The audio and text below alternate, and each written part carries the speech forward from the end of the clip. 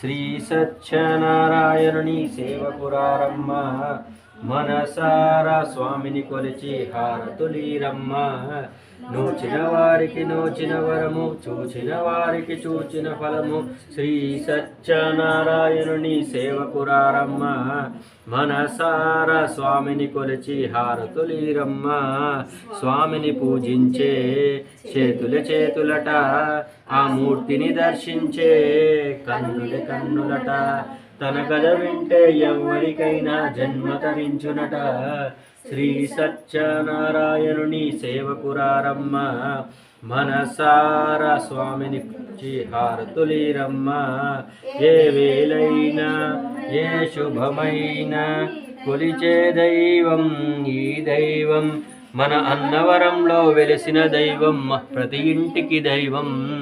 Shri